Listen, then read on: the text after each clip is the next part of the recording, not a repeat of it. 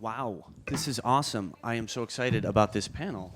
We're super lucky to have these great resources to come out and talk about financing, which isn't it really more important than anything else? Because without the money, we can't make the movies. People, they've found financing from movie studios and oil men and dentists. I love the dentists. They are awesome. If any dentists are in the room, we should talk later. But to break it down, to use my film Falterize as a quick example, we started out a few years ago, and we were sponsored by NYFA. Yay, NYFA! Yes. Fiscally sponsored in the nonprofit sector. And we raised some money through people that were giving us donations for the nonprofit. Then we switched to profit crowdfunding through Indiegogo, a crowdfunding platform, raised a little more. Then we switched to micro investments with a, private placement memorandum and all kind of investor security stuff. And then, we used some of our own money and we made our film, which kind of brings me to the overview of what we're going to discuss tonight are the kind of channels of ways you can finance your film.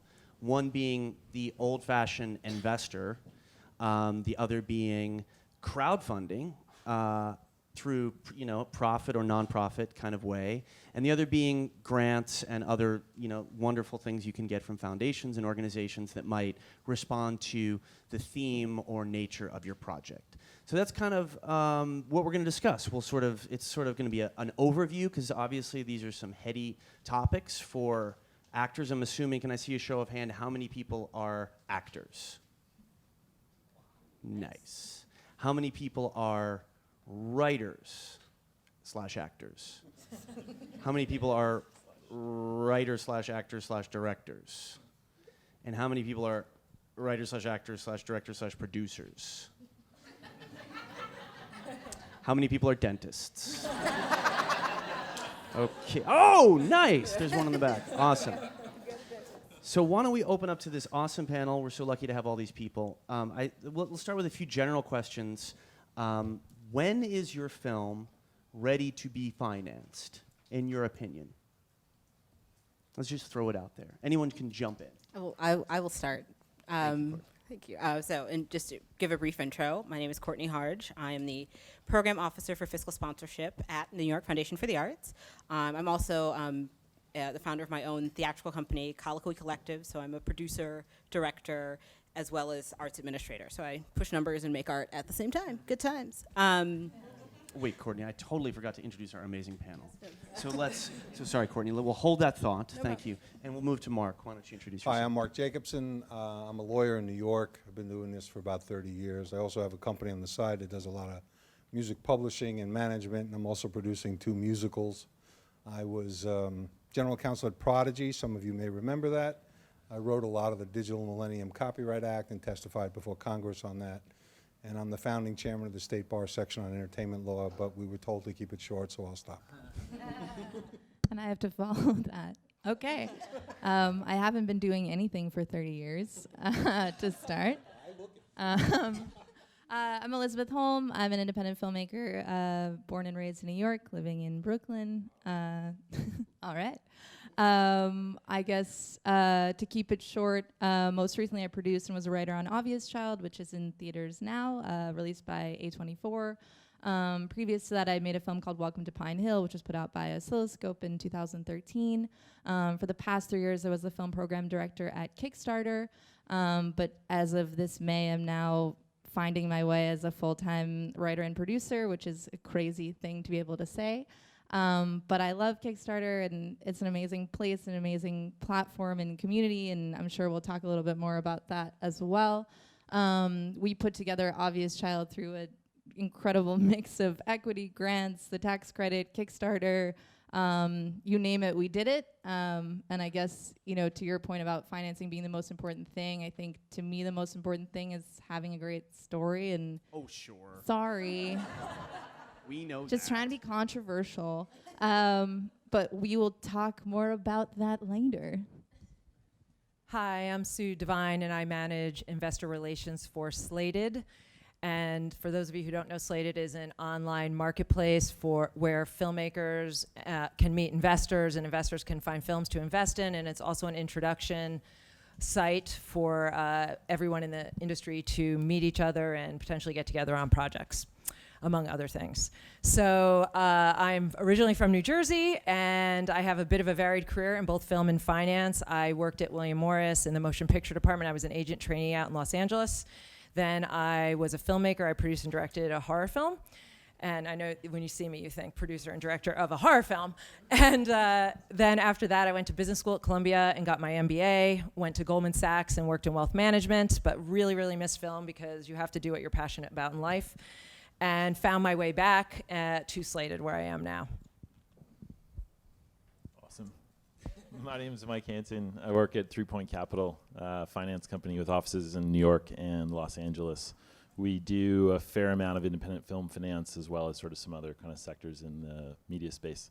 Born and raised in Wisconsin, but I've lived out here for about 15 years, so have a New York driver's license now. Yay, Wisconsin. So back to where we were. You've written your screenplay. You're so excited. You've given it to some friends. They've said it's good. According to Elizabeth, it's amazing. And you want to know what to do next. So when do you know that the project is ready to be financed? Well, the reason I was going to jump in on that question is if you're going the not-for-profit route, time is the thing that you need because institutions move slowly. And so if you're looking at going through not-for-profit route, fiscal sponsorship, grants, that type of institutional support, I mean, a fast grant is 6 months. You know, that's somebody like really working, and that's from application to award. Your standard grant really timeline is 12 months to 18. So the things that they don't have grants for, they don't really support. There are very few grants outside of the residency model to write your script. So I think the moment you think it's done enough to produce, because we know things change once you start getting actors, once stuff starts happening, then you start going to grants. But if you're going the not-for-profit kind of institutional route, the second it's done is the time to start looking into those processes and thinking at least a year and a half to 2 years out. Right, because I found with our film, like we had like finished it and we were getting like, hey, thank you for this great pitch. And we really enjoyed the 5 pages you sent. And we were like, we're done with the movie. Right. They were like, but we're not going to give you $50,000. Right. But would you talk a little bit about what NIFA does? And maybe, Certainly. Elizabeth, you could chime in about, you sounds like you guys got a grant as well for Obvious Child. Yeah. Yeah. Well, certainly. So to say what we do is fiscal sponsorship, which is most simply we receive funds through the on behalf of your project in the not-for-profit sector. So if somebody would like to give you $10,000 and they would like the tax write-off for it and they would like it to go through the not-for-profit field, they can give it to us. We take a percentage. Our standard percentage is 8%, and that's just to cover administrative costs. 8% of what is given. So if somebody gives you $100, we take $8, $92 sits in your account, and then you through invoices and receipts can get those funds to make your film. We have an application process. We take applications 4 times a year on a rolling basis. Our next deadline is September 30th. And all of this information is on www.nifa.org.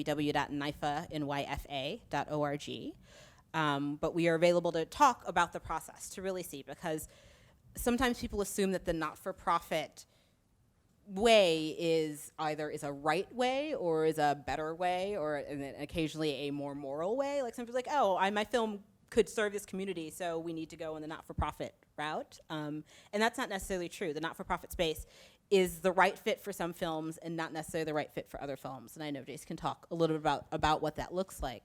But we really want it to be a relationship, so we are always happy to talk about how not-for-profit financing and investing or donating can work for you. And that's appealing to a lot of people that want to support the arts and believe in, the passion of your project and our patrons, and I think it also opens doors for grants and other things that some of which require fiscal sponsorship.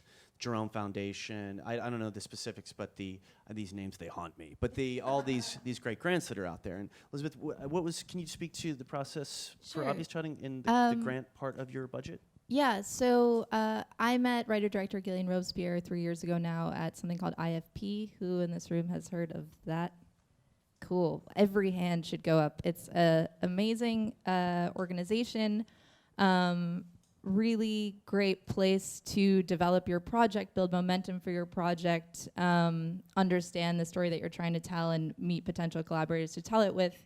Gillian and I met at a filmmaker mixer, which was something that neither one of us wanted to go to at all. And I was there in a lab finishing Welcome to Pine Hill. She was there with an early draft of the feature version of Obvious Child. She had made a short film in 2009 with her friends that starred Jenny Slate, and was trying to figure out how to adapt it into a feature. And she and I just connected instantly as friends, and I really enjoyed the short. I wanted to see it in front of a bigger audience. I wanted to see that story expand. I wanted to see Jenny Slate be a star, as many people do and are really excited about now.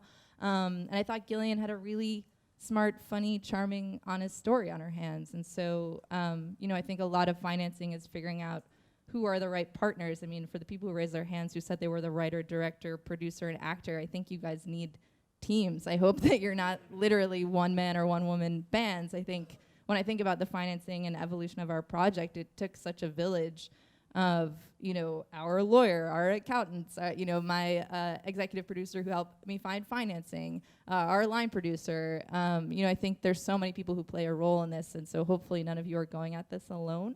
But to go back to IFP, that's where we met. We got a Rooftop Films Eastern Effects Equipment Grant, which is basically an in-kind grant that helps offset your production costs for gear to shoot your movie. While we spent about a year and a half developing the feature script from the time I met her to the time we went out for financing.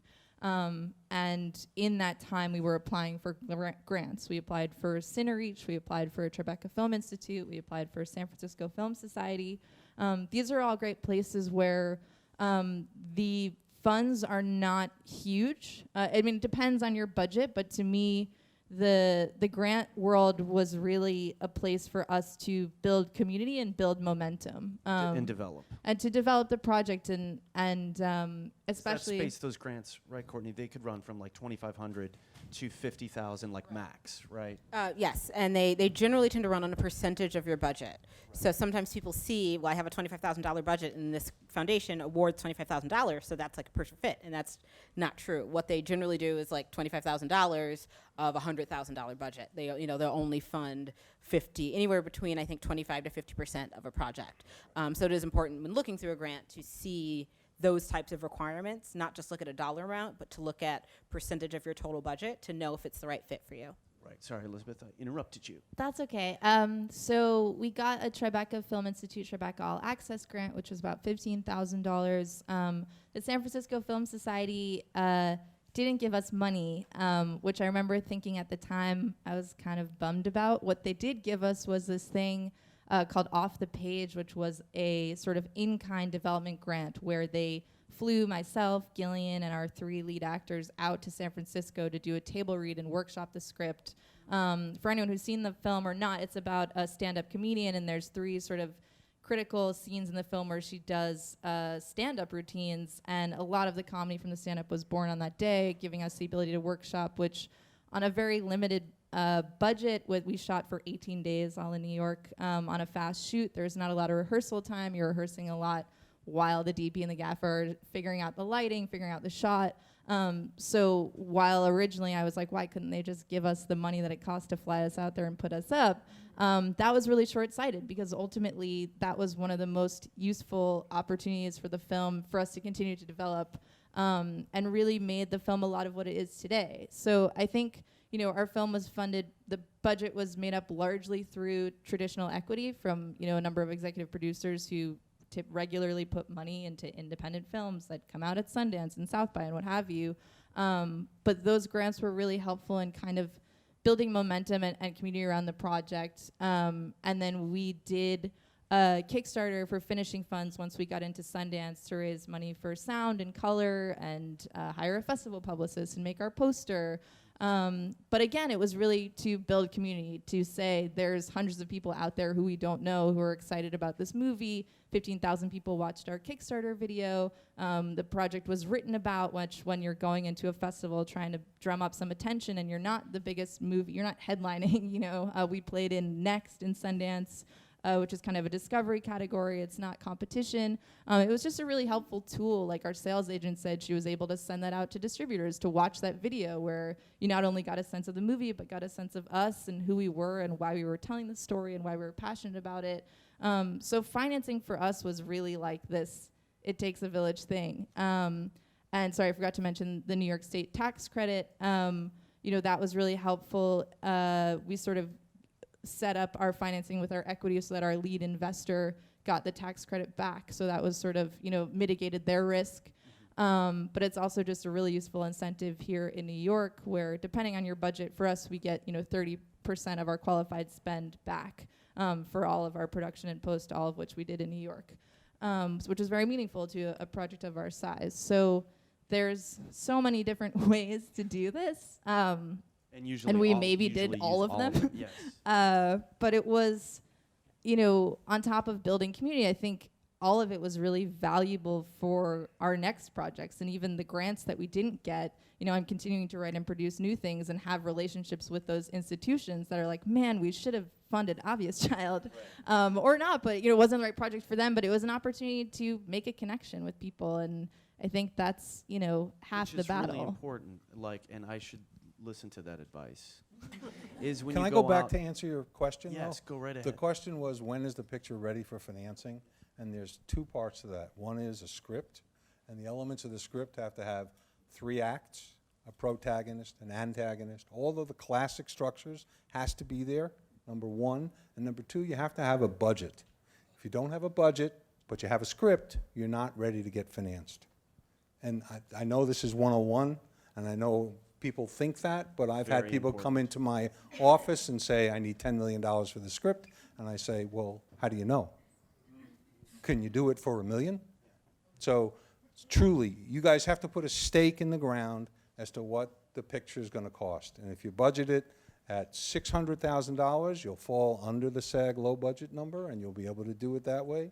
If you budget it at $200,000, your friends can all act for $100 a day. There are lots of things to be considered when you put that budget together. And if you want to get named stars and your budget's $6 million and they ask for $7 million, you can accommodate that as long as the rest of the budget is in place. But those two elements will dictate when your picture's ready to be financed. Very good. Very true. Can you talk about, anyone on the panel can talk about the mysterious art of budgeting your film? Because I feel like actors are very creative and they're great at writing dialogue and coming up with great characters and, but then when it comes to the nuts and bolts part of actually budgeting a script, how? I have a very simple rule for budgeting, and it's the first step is to change your mindset. Because so many people look at the word budget and they think, oh my God, this is how much I have to pay to make this film happen. And I used to work retail, and one of the things we used to say often was, don't shop with your wallet. That's not what you're doing. This is the amount the film costs is not necessarily the amount you have to pay to make the film happen. Because what happens is people start making their budget, and they see this number growing, they're accurately writing it down, and they see this number kind of becoming this giant monstrous thing, and then they start counting their 401ks, and then they start pulling the change out of their pockets, and they're like, I don't know where I'm going to get this money. And so what people do then is start editing the number so that it looks better, even though you are not changing, in fact, what things cost. But you start creating a number that you feel comfortable paying.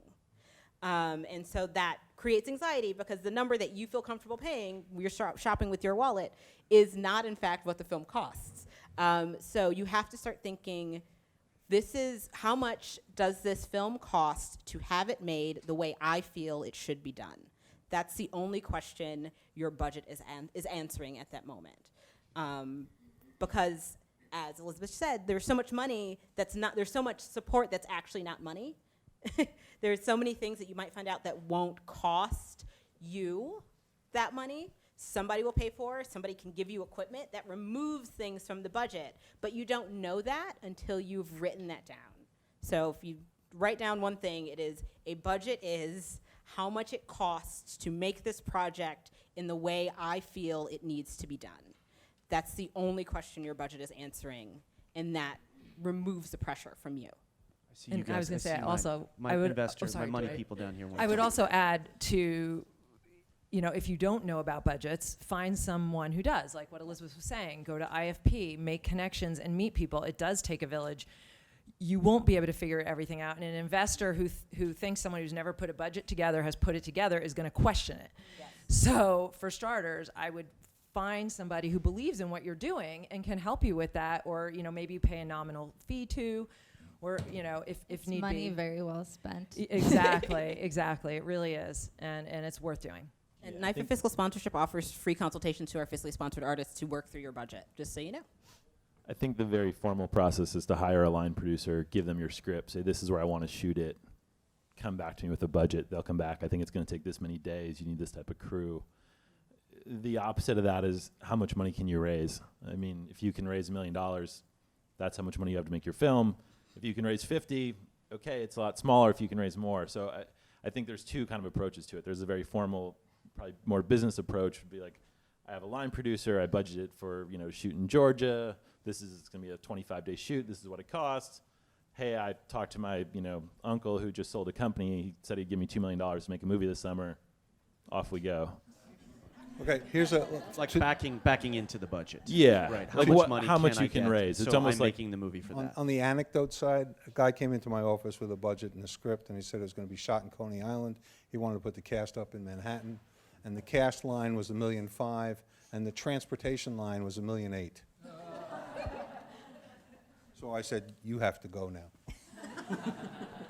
Because it's clear he had no idea what he was doing, and he didn't consult with anybody, and he thought he had it all down. I said, not with me. So honestly, to Mike's point, if you hire an experienced line producer, you're going to get the budget you need.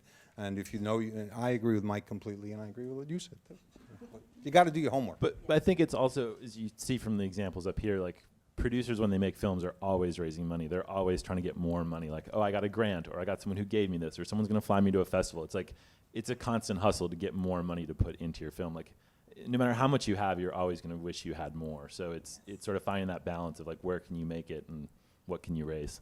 And having, like our film was budgeted at one point at $2 million, and we made it for, 250. So you can back into budgets. But all these things are super important. So would you talk a little bit about Slated? Like it's like this new crazy thing that is helping filmmakers, and and factors, budgets, all these things, and you put filmmakers in touch with investors, and we introduce Slated to people that don't know about it. Yeah, sure. I'm just curious, how many people in the room know what Slated is? Oh, great, fantastic, excellent. So again, what I was saying before is we're really Hollywood online. So it's a introduction opportunity. Again, you want to meet that line producer, maybe you can meet them via Slated. There are over 1,100 investors on our site who are looking to invest in independent film. The budgets on our film are $15 million and under. But I would say, more of the average is the under $5 million for sure, and docs can go as low as about $250.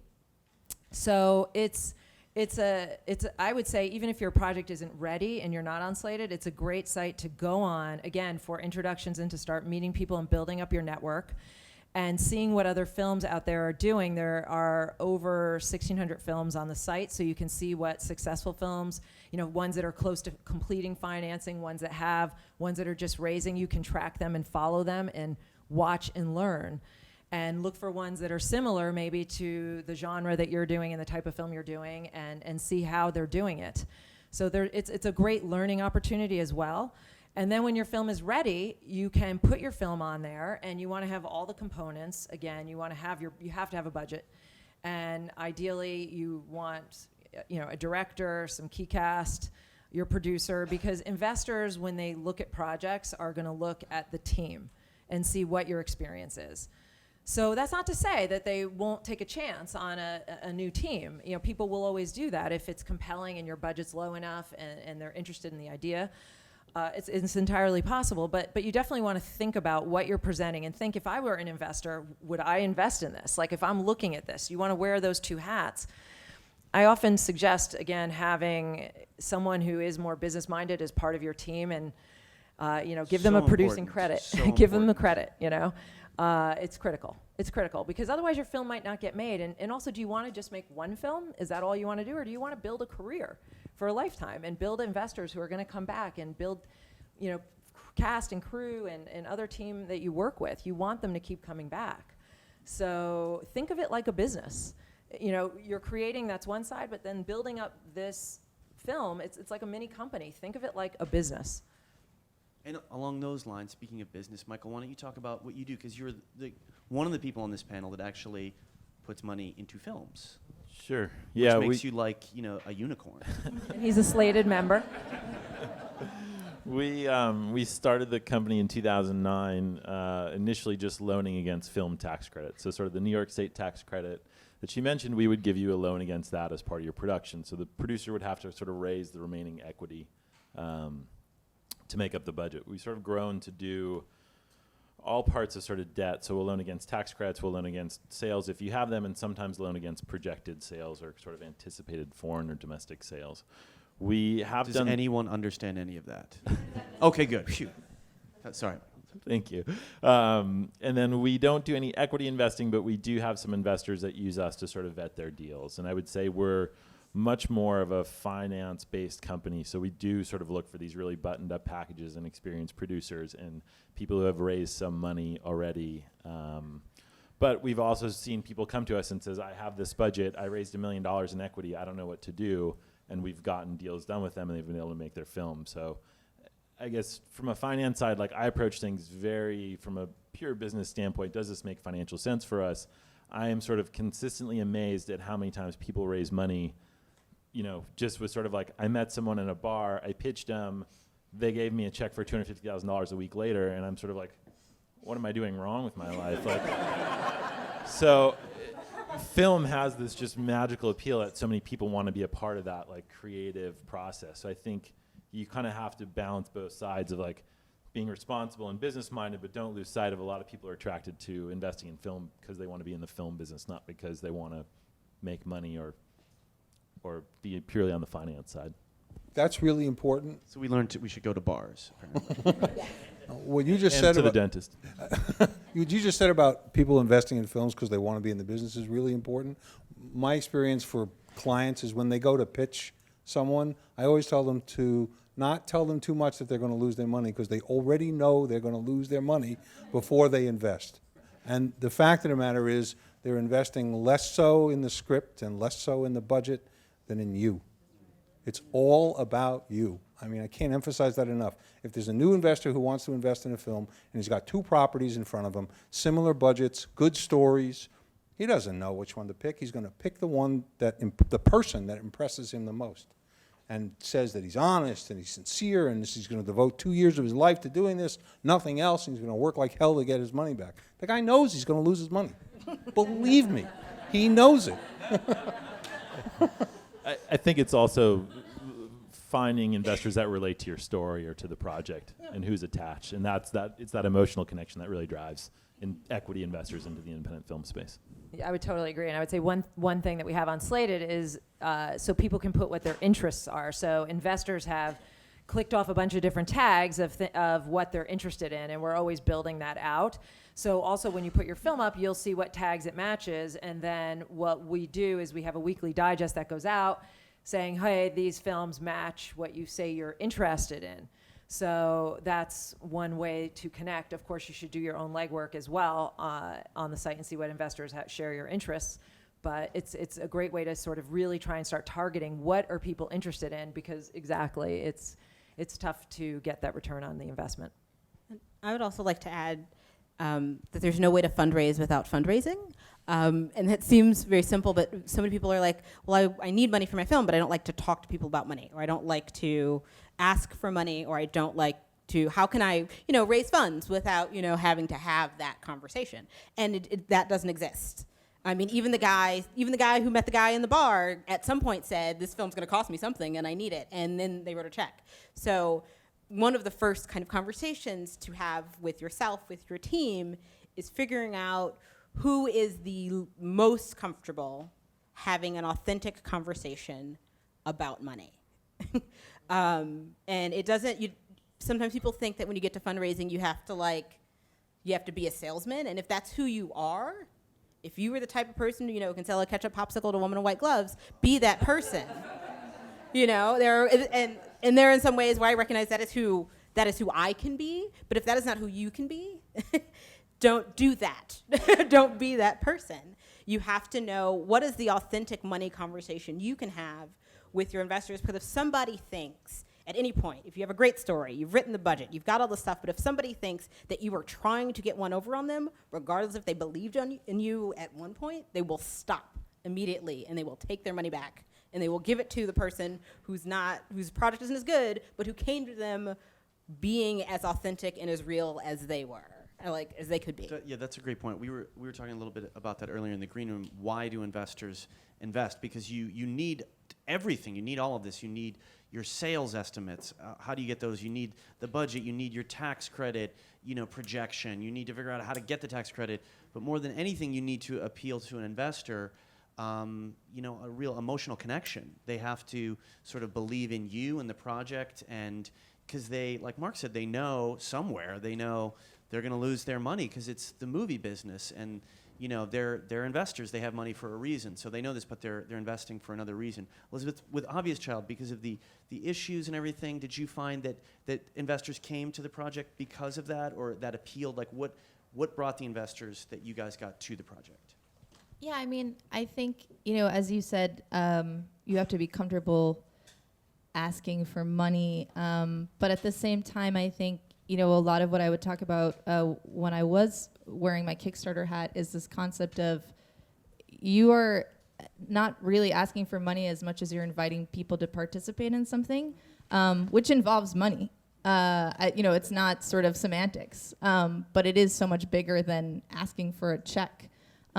So I think, we get asked a lot in Q&As, did you have difficulty financing a film about a woman who has sort of a safe, healthy, no regrets abortion in a world full of Juno and Knocked Up and lots of these other movies that we love and that are great but tell a very different narrative?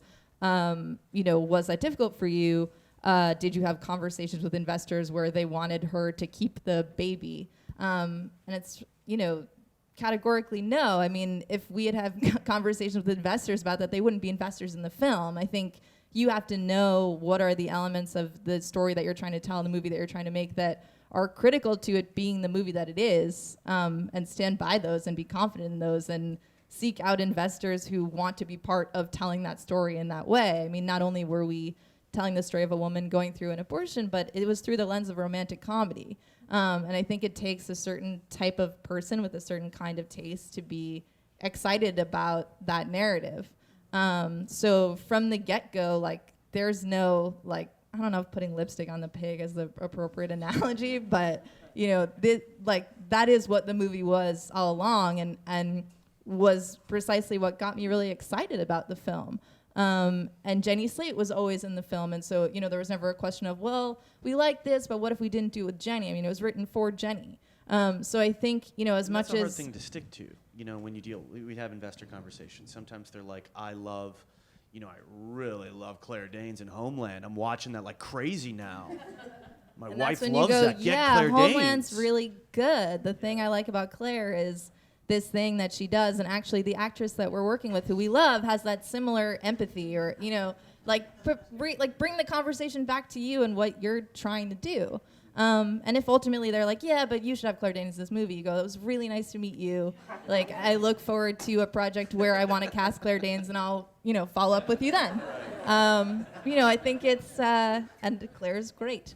I think it's about being thoughtful and listening to what the other person is interested in, and hopefully connecting on those points. But if not, not being afraid to, for me at least at this stage of my career, not being afraid to walk away when we're clearly not connecting on very fundamental points about what we want this film to be and to be made through us together as partners. Which is a hard thing to do, and the right thing to do. I guess what do you do when you encounter the question, show me that this movie's going to make money. Show me your rate of return. Show me pro forma, these things in Greek and Latin that I don't know what they are. Show me that it's going to make money. What do you do then? Well, I was going to say, that's really, I think, a test of testing the team. So, because again, it is about your team, you know, so if someone starts to dig in, if people will ask that, but how are you managing those questions and how are you handling it and how are you building the trust is the key. So you may have some of those answers, you may have some sales projections from certain sales agents and it makes sense for the genre of your film, or you may not. And how are you addressing those questions in a thoughtful way that shows that you're putting the investors' interests in the forefront? And those are questions, are all tests of the team and of you. Because a lot of times you just walk away, you know, and you go, oh no, but see, that's a great answer. Yeah, and I think you explain that, hey, this is a risky investment. You can lose all of your money. Here's how the film can be successful. Here's why we think it's good. Like, I think, as Elizabeth said, like, you bring the conversation back to your project and the merits of that and why you think this makes sense. But I think if someone is really investing in your film, prior to Marc's comments, like, if they probably already know that they're in a very risky space that few people ever make money in. And they've already they're comfortable with that. So if someone's really hammering you on, like, show me that this is going to be profitable, I think you just say, hey, I can't. Like, I don't know that it's going to be profitable. You could lose all your money in this. But here's why I think, you know, it could work, or here's what the merits of the project are. I mean, I can tell you for Obvious Child, you know, Gillian had made this great short film that about 40,000 people had watched on Vimeo. It got written up by Bust and Jezebel and Slate and Bitch Magazine and Feministing. All these blogs wrote about it. Jenny had developed a following. You know, she's on every TV show under the sun, from Kroll Show to Parks and Rec, House of Lies. You know, she made Marcel the Shell with Shoes On, which is maybe in some worlds what she's best known for. The SNL, the she was on famous, SNL for a year. From SNL. Yeah, so she's been around. She's a stand-up comedian. She's got a really rabid fan base, and she's in that interesting space where, for people who know her, love her, and then there's a whole other universe that had yet to discover her, and she had never really been the lead. And we were excited about the opportunity to have the girl who's usually the best friend or the quirky character be the lead. And I think that's a lot, you know, a strong connection to the character of Donna is this girl who's normally kind of the best friend role, but in our film, like, the best friend is the one that you relate to the most.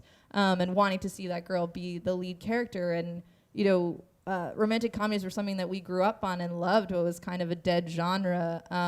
But it was an interesting time where Bachelorette and For a Good Time Call and these movies with sort of potty-mouthed women, you know, having sort of alternative, more sexual narratives were doing pretty well.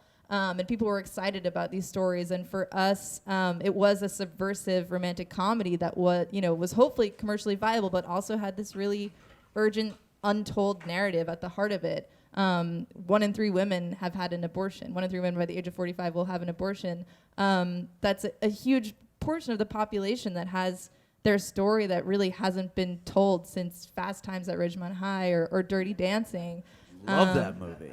Yeah, both of which are Both of those phenomenal movies. I want to see them films. right now. Yeah.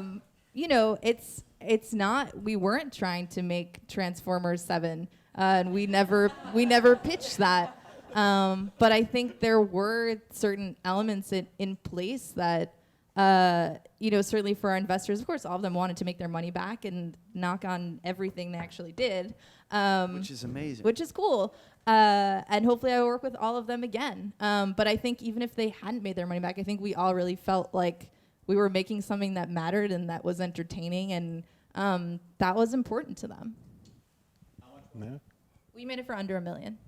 So what you're raising, it seems to me, is the fact that when you selected the script and you wrote the story, you had niches of areas that you wanted to direct your marketing to, and they were well identified before you even got into producing the script. And I think that's important for filmmakers who haven't really made it. Can I ask another question? How many of you have actually produced a film yet? Wow.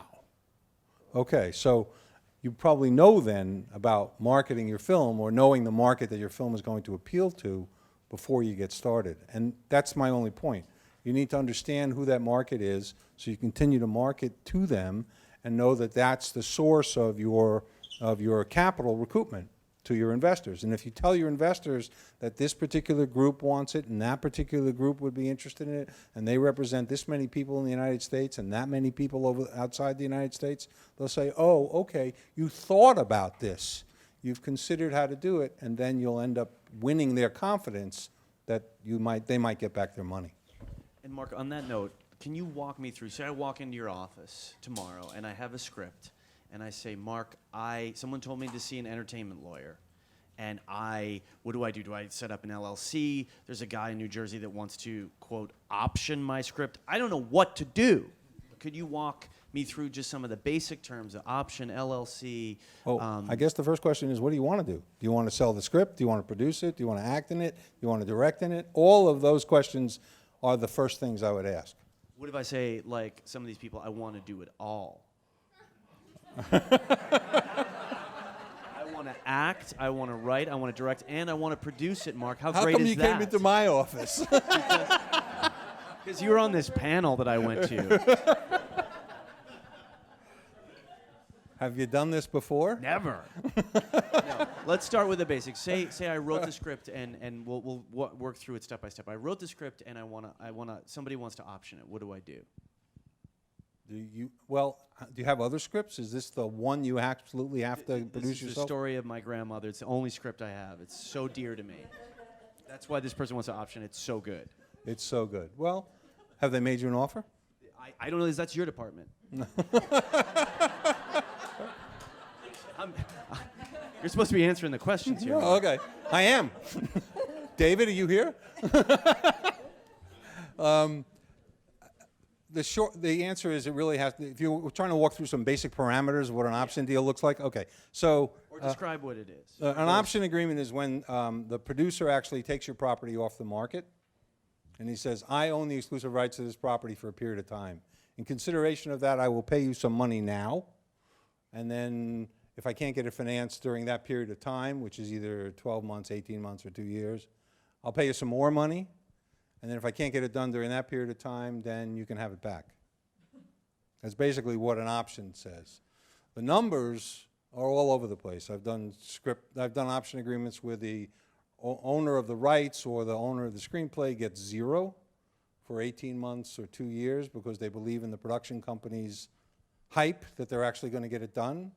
And I optioned a life story rights deal to the, I forgot, Scott Rudin's company on that basis because the guy was absolutely convinced and nothing happened. And part of that is because, in my view, that the company had nothing to lose.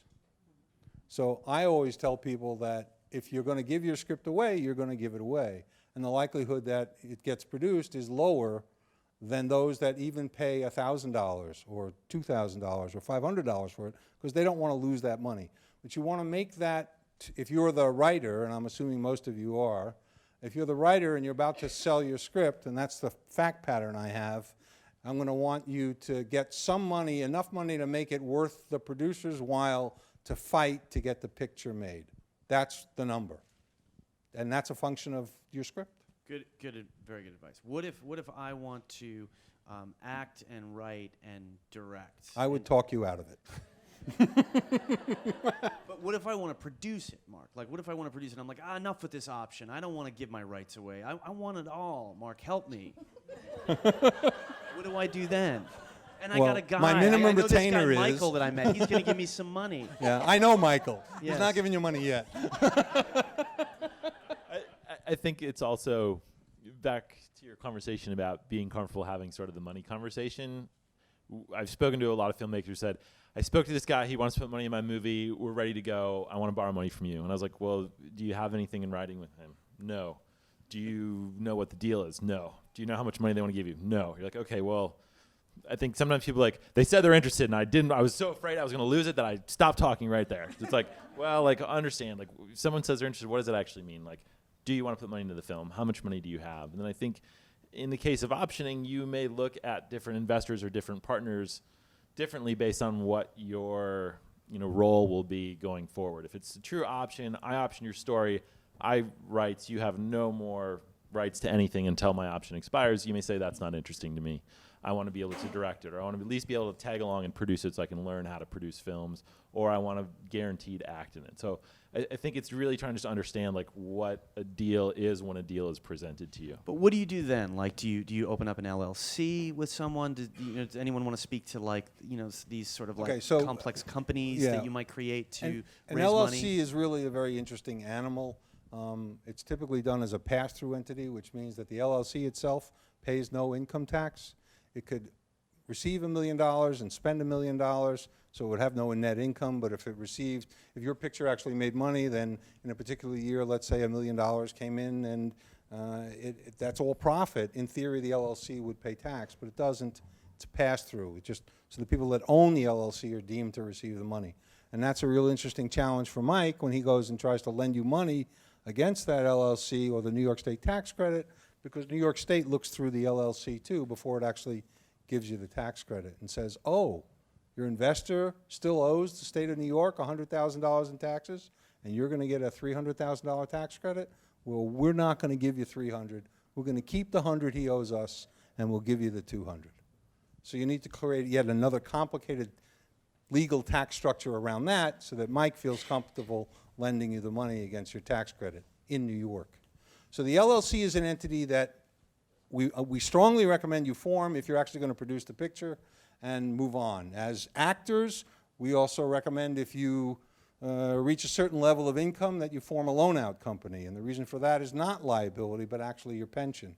You can increase the size of your pension protection, when you retire, well above what's in SAG, and not suffer adverse tax consequences. To kind of jump on that, it's advice I always give to artists is if you want to make a project, make a project. If you want to run a business, run a business. And you have to really ask yourself, this goes to actually what you were saying about knowing what you want, like know that before you start jumping into, I'm going to create an LLC and have this corporation and move the money here. It's like, is this one film that you believe in, that you just want to make the film? Then I will say that's a moment where fiscal sponsorship can come in, because we don't need you to make a business to do that. If you're just making a film, then make a film, because once you start running a business, once you start creating legal entities that are separate from you, you are still responsible for them.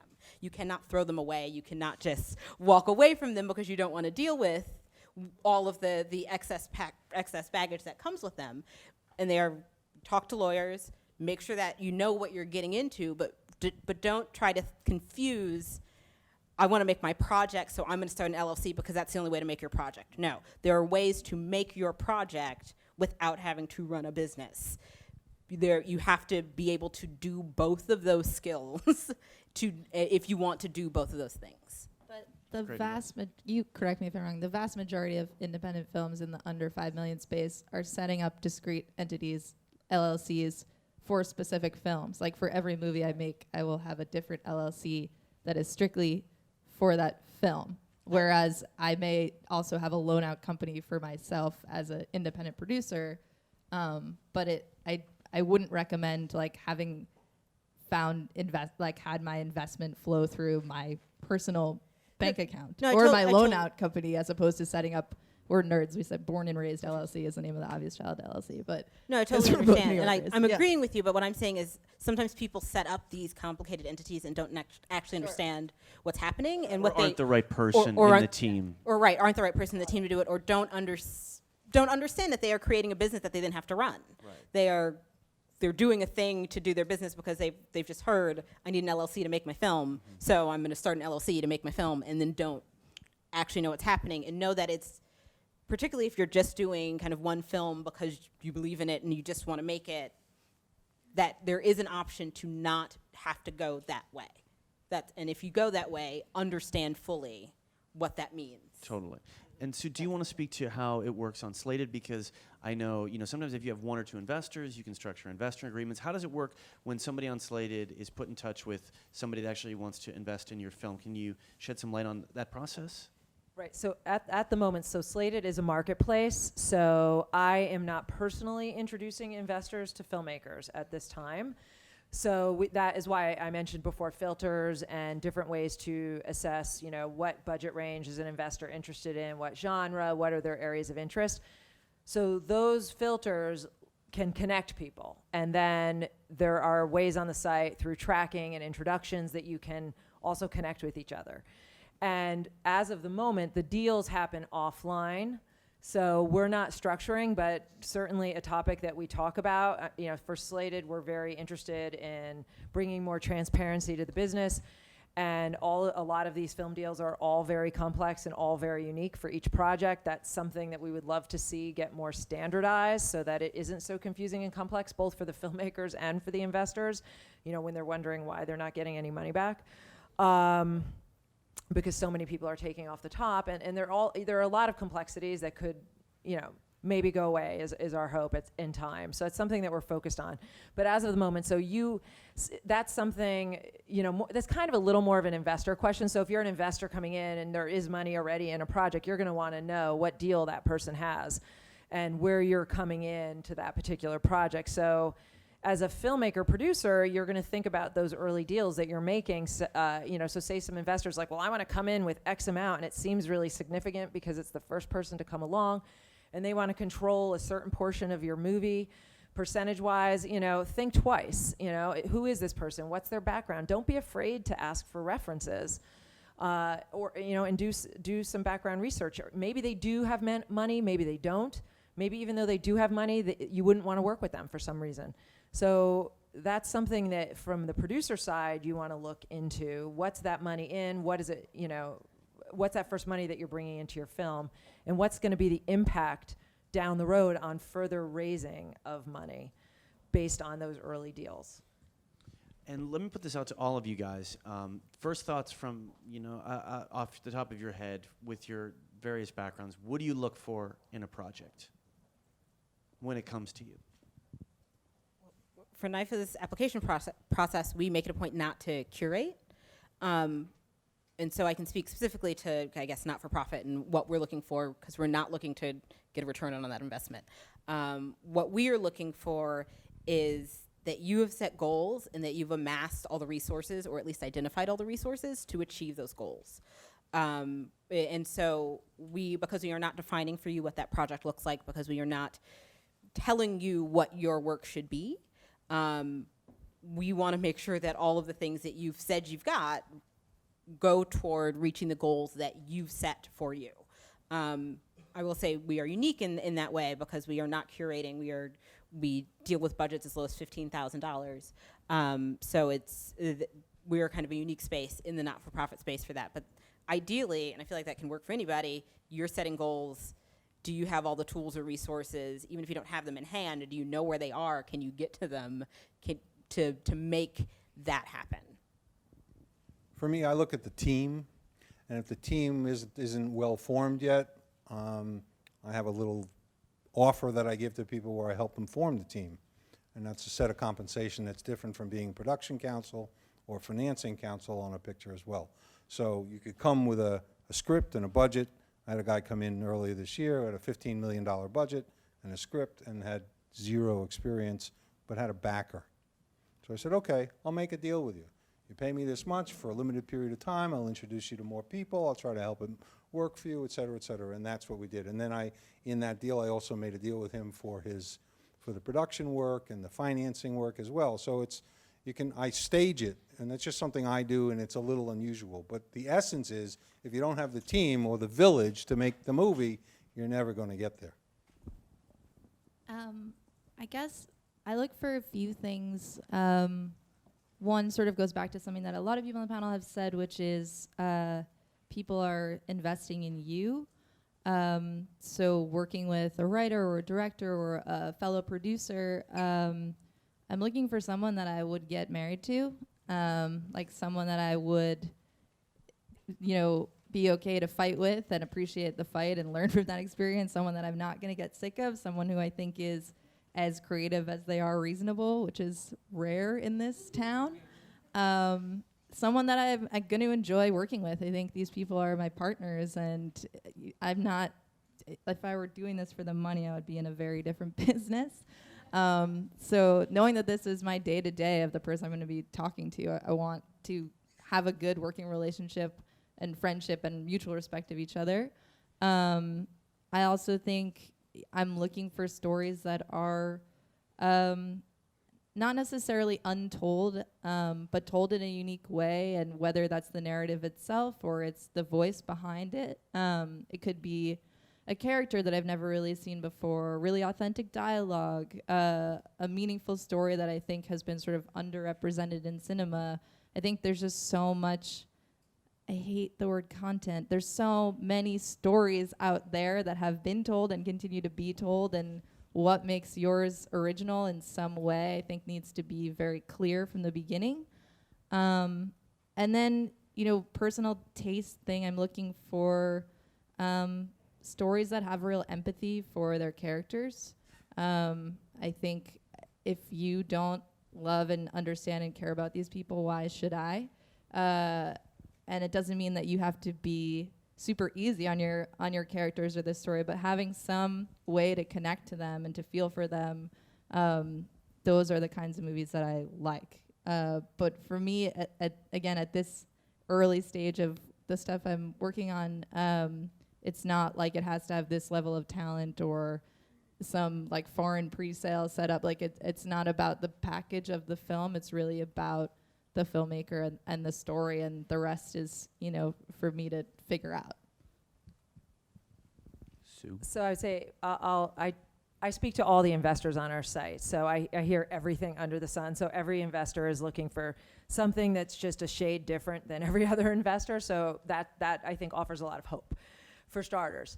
The second is for sure the team, and so I'll give you, I guess, a few things that I hear most consistently from everybody. So it is an art, but it's also a business. And I can tell you, even from having been at William Morris out in LA in the motion picture department, people who do well manage both.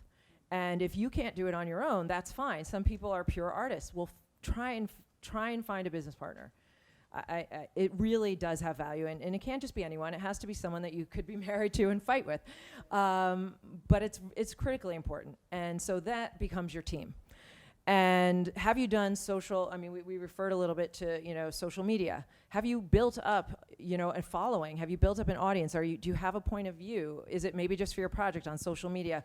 Build that up. Any way that you can prove the value of your project before there is value is important to investors. They want to put a value to it. So help them do that. And one thing that we have on Slated that is new that we just launched is a scoring system. And it's based on theatrical box office, not television yet. And VOD numbers, as we all know, are hard to get. So unless someone's disclosing them, it's really theatrical box office. But if you start to put your project together on Slated and you start packaging it with different people, your score will either go up or down.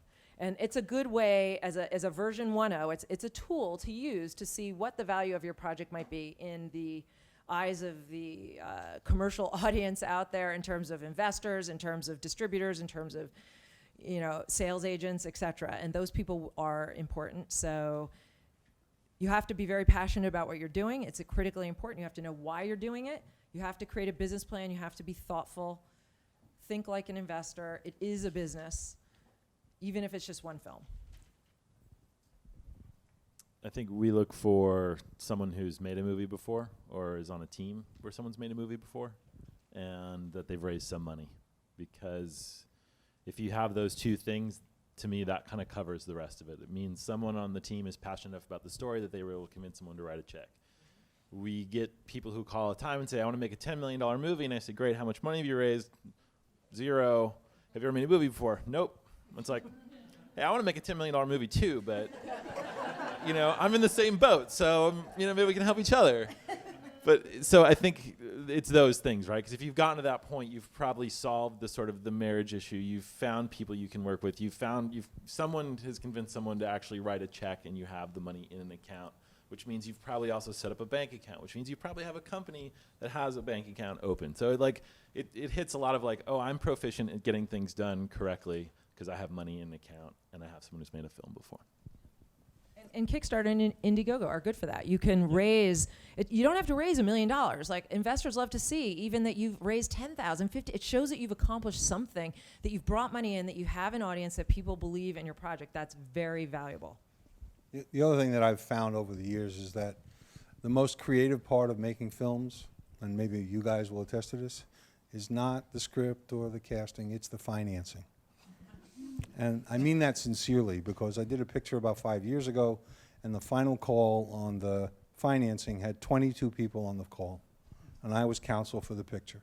From LA to London to Germany to South Africa, one phone call, put it all together in one pile. Guy called me up after that call and said, that is the most complicated financing I've been involved in 30 years. So it can be wildly complex, but the picture got made, it got released, and all that stuff. But financing can be very, very creative. Great, guys. That was awesome. Which brings us to crowdfunding, which we haven't really touched on. And so many panels are about crowdfunding. It's so important. Kickstarter, Indiegogo. We crowdfunded through Artspire, which is NIFA's platform. We actually operate through, you can fundraise directly through us, but you can also crowdfund with our partnership through Rocket Hub. That is where we do the majority of our short-term crowdfunding campaigns. So I guess let's speak to crowdfunding a little bit. Elizabeth, I know you use some for... Sure. Yeah, so I mean, I could speak a bit about film and video on Kickstarter. How many people have been on Kickstarter before? Who's backed a project? Who launched a project? Cool. So Kickstarter is the world's largest funding platform for creative projects. It was founded in 2009. I think it's seen well over $1 billion pledged to creative projects at this point. Film and games. My stats are like 2 months outdated because I've been in a writing hole since I But you're whipping them out. I was like, wow. Yeah, it's reflex, just like pull my string. So we've seen a little. I don't work there anymore. Kickstarter has seen, I believe, over 200 million pledged to film and video projects. About 14,000 successfully funded film and video projects. That ranges from shorts to features, docs, animation, experimental, first-time filmmakers. Potato salad. I didn't really work in the potato salad universe of it all. Might be a first-time filmmaker like we were on Obvious Child. It might be Zach Braff, whose movie is coming out next week. The vast majority are everywhere in between. I think that Kickstarter is, as you said, great for it can be a proof of concept to say there's an audience for this, people care about this, I've built momentum, I've built a community around my work. It can also be sort of the last piece of the puzzle, as it was for us, where you've got everything else in place and you're just looking to sort of fill that gap. It can be great at the development stage to figure out what do people like about my project, what is interesting. I think it's a helpful tool in just pitching and learning how to tell your story. I think more than anything it is a storytelling platform, and through the video, through the rewards, through the updates, it really is an exercise in being passionate and getting people excited about the work that you're making and inviting them to be part of it. So I think, the vast majority of independent films that have been financed through Kickstarter also raise money from other sources. And it's just a piece of the pie. But I think the real reason to go after it, however small that piece is about the community building, the audience engagement, raising the profile of the project, getting press, not only being proof of concept for equity investors, but I know a lot of filmmakers who've actually found equity because someone saw their project on Kickstarter. We were talking in the green room about how one of your filters should be hometown, because people are looking for different reasons to support something. And I think one of the filmmakers, Matt Porterfield, who made a movie called I Used to Be Darker that came out at Sundance a couple years ago, his Kickstarter project was written about in the Baltimore Sun, where he's from, and that's how he found his sort of lead investor who read about it, who was a patron of the arts in Baltimore. These are stories that I would hear about all the time. And I think it's just a great way to kind of declare that you're doing something and to be validated in doing it. I think it's changing the way people make things. Is there any reason not to put a project on Kickstarter, or a reason, like a downside? Yeah, I mean, I think the biggest thing is knowing when, this question of when's the right time to go out for financing. I think on Kickstarter, it's like, when is the right time for you in your life and in the life of your project? Some films can go out in a development phase. Other people need a lot more time to figure out what the story is they're trying to tell. For certain documentaries, you may not want to go on Kickstarter because you're working on a controversial topic where you don't want to put up footage or you don't want to tell people that you're making this movie, so you don't enter until the post-production phase once principal photography is complete and you're not sort of blowing up your own spot for, I think that's the technical term. You know, Sounds good. yeah. I think it's something that you have to be confident in and ready to spend, you know, a month of your life working on this. But I think applying for grants is work, taking rich people out to money is work, making a movie is work. Like, it's all work, but I think, and it's not free money, but I think it's sort of meaningful work that's so directly connected to audience engagement, grassroots marketing, outreach, all the things that you're talking about where you're looking for, do you have an audience? This is a great way to build one. Do you have tips for, and the video is of paramount importance, and there's like an oversaturation, obviously, you know, evidenced by the potato salad, like snafu, where like, you know, everyone knows a friend that has a campaign, you know, so how do you sort of cut through, you know, I'm sure, you know, you might have a few tips for people out there about the video and how to sort of cut through and advice. I mean, I actually think statistically the site has seen more funds pledged, more backers. Like, the repeat backer community has grown significantly. I think more than half the funds pledged on the site are pledged by people who've backed more than one project. So this concept of fatigue isn't actually true. Again, I don't work there anymore. They've definitely seen the opposite. I think that, you know, the community continues to grow, and there's a real synergy of more and more projects begetting more and more projects. I think on the video front, you know, I would suggest trying to keep it under 3 minutes. I used to say under 4 minutes when I first started, and then the internet continues to kind of shorten everything. So now I would say sort of try and keep it at 3 minutes or less. Trying to give people a sense of who you are, where you are in the process of making this thing, why you're excited about telling this story, and really, again, inviting them to be a part of it. I think it doesn't have to be a really slick trailer. I've seen project videos where it really is just a trailer for the movie, and you're like, hey, that movie looks cool, I'll check it out when it's done. But it's not an invitation. So I think trying to balance giving people a sense of yourself and your tone and your passion and your process with, you know, something from the film itself. I think for projects in development, they'll often go out and shoot sort of as if you're shooting like test footage or going on a location scout and just trying to give people a sense of a mood and a place. So yeah, I think it doesn't have to be really polished. It just has to be true to you, as cheesy as that sounds. And the great thing is that whatever you do on Kickstarter, you can use that on Slated. So when you say you want to do your Kickstarter campaign first, if that makes sense, then when you upload your film to Slated, put your project on Slated, there's a video, you know, spot to put your video on there, and a lot of the other pieces in terms of your artistic statement and just, you know, where you're coming from, and some of the pieces that you would use maybe for a successful Kickstarter Indiegogo campaign will be useful when you put your project on Slated as well. So I see what you did there. You're not there anymore.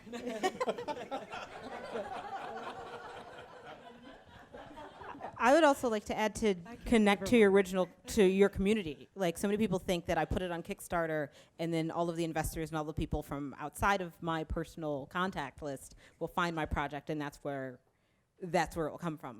And it's not, you can't set it and forget it. Like, I'm going to do this and then go away for 30 days and come back, and there's going to be a big pile of money, and that'll be fantastic. That's not, you know, that's so not the way it works. And so I've talked to people who are like running a campaign. It's like, awesome. Well, who have you called about it? Who have you said, who have you connected to in your inner circle about it? And like, oh, well, I didn't tell my friends I was fundraising. It's like, well, you have to start there. You have to start in your inner circle. And a lot of times you should be building goodwill for your crowdfunding campaign before it launches. You should know who your first like 5 to 10 donors or investors are. You need to know, because I mean, the kind of short story is that if Nana's not going to invest, then nobody's going to invest. So, you know, you have Nana knows. Nana, right. And so if you can't call Nana and get $10 to start your crowdfunding campaign, That's a sad campaign. it's right. And so, you know, but you have to kind of start you have to start at that, before people are like, well, Spike Lee raised this and Zach Braff raised that. And it's like, yeah, but I bet you they also probably called their grandmothers at some point to say somebody, or that, they knew who the first circle of people are going to be, because nobody wants to go, if you think of it as a party, nobody wants to go to a party or nobody wants to be at a party where nobody's on the dance floor. You need to get that one friend who no matter what you play, no matter who's out there, will go and start it up. And then you can start that momentum, but you need to know where that initial kick is going to come from, because otherwise it's kind of dead in the water. Because isn't there a statistic, Elizabeth, maybe you remember, that like most campaigns, it's like 5,000 is the average. If you just sort of, I heard that once, that if you just sort of like go out to your community, that and you do it properly, you can anticipate like $5,000 like for a. The average film and video raise, I believe, is about 14,000. Oh, really? Wow. But that's actually largely because like over half the films are shorts. I would say of the features that we've seen, there's about 200 or so that are in theatrical release on iTunes and Netflix and what have you. 75 that premiered at Sundance. Those movies are more raising, I'd say, like between 25 and 75 grand, and about 2% of films raise over 100 grand. But I think, to your point, you can also be thoughtful about what your ask is. To like for a film, for Welcome to Pine Hill, a film that I made a couple years ago, my ask to friends when I sent out my mass email was really not about pledging as much as it was asking them to share on Facebook and Twitter. We reached out to blogs that we thought would be interested in the film, and I'm not asking journalists to give us money. I'm not asking for journalists to pledge to the project. I think thinking strategically about grassroots marketing and outreach, like what is appealing to this blog? Maybe it's this really cool reward that I have that makes sense for them to highlight. So, again, kind of being thoughtful about what the invitation is depending on who you're talking to. And if I'm not mistaken, the last statistics I knew across platform were the average donation was $75, and the most common donation was still $20. So knowing what your goal is, like a way I like to start is, if you know what your goal is, you divide it by 75, and that is the number of donations you need. And generally, I know, working in not-for-profit, you're looking at about a fourth of the people you ask will donate.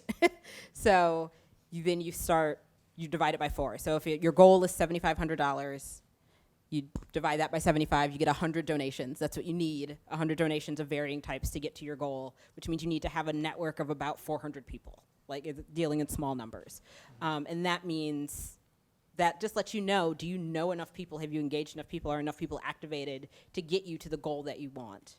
And then $20 is the most common donation. It just knows that that's a place that you want to make sure that people are activated, are excited. Like when you're looking at goods and or things to give at that moment, you want to make sure that you don't throw away the $20 guy, because that's where a lot of your gifts will be. But your average will be 75.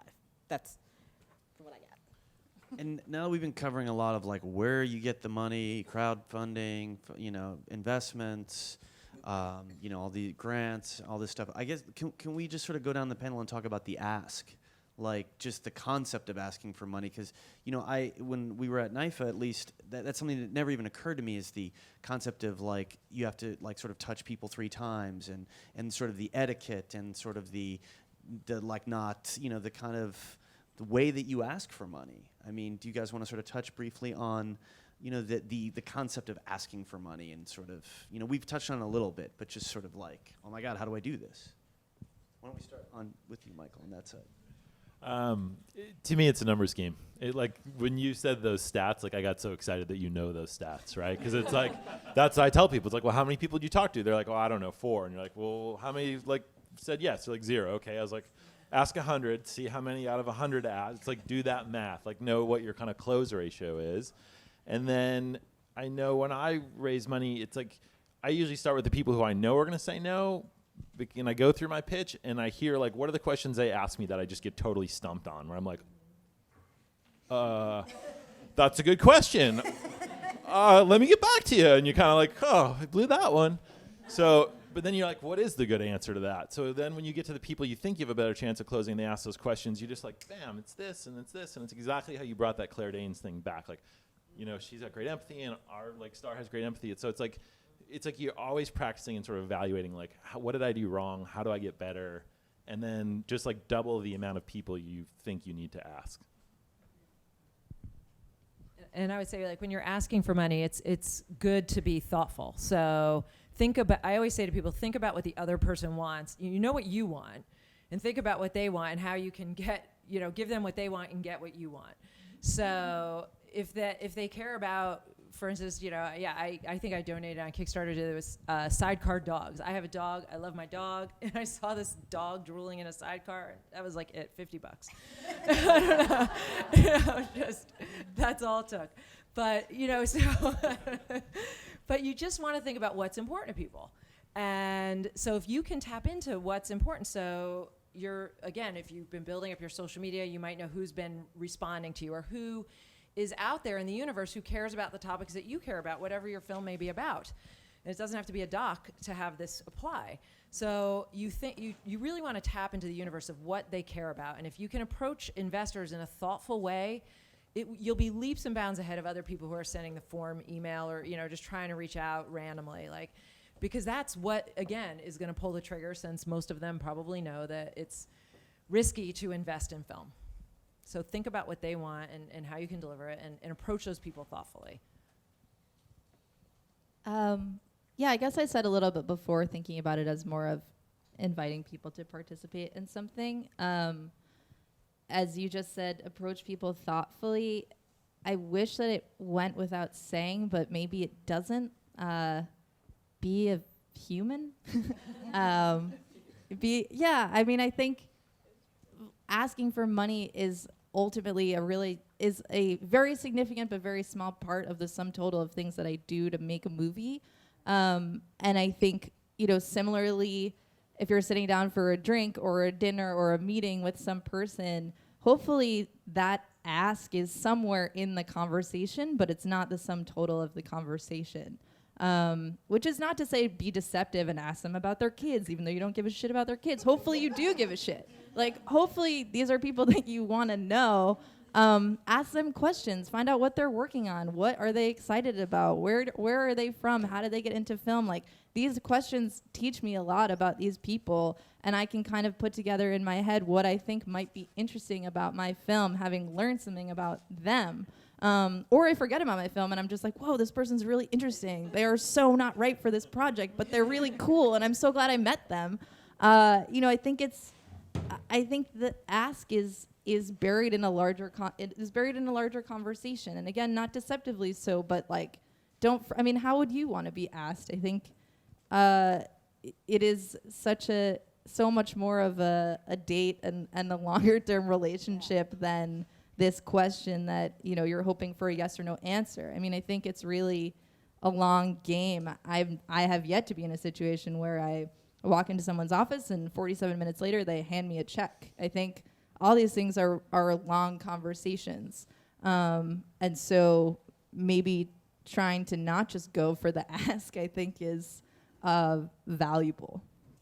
And I think it's important too is especially in New York, it's a smaller pool than say Los Angeles. So you're, in terms of film investing, you're looking at, 50, 100, maybe more, unless it's like the dentist or these people that we're, laughing about. But those people are people you want to have a longer relationship with. So if they say, hey, I read your script, I really like it, but it's not right for me, make sure that you reapproach them and that you reference, hey, remember when you read this script? And that's a hard thing, is to make sure that you sort of reconnect with those people and build a good foundation, because maybe a couple years down the line, you might be making a film with these people. Yeah. To follow up on that, you're always fundraising for your next project.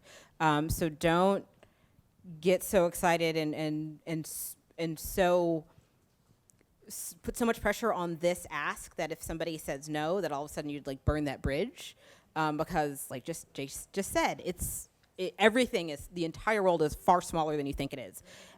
So kind of pouting and being upset once you make that ask and they say no, or deciding that, well, it's because you don't understand this, or I've seen people kind of just go off after a rejection and not realizing that you know, today's intern is, I always say today's intern is tomorrow's executive director, tomorrow's CEO. Like the person who you, even if you left that meeting and were fine and started yelling and doing whatever outside, like really know that you are still always fundraising for your project and the next one.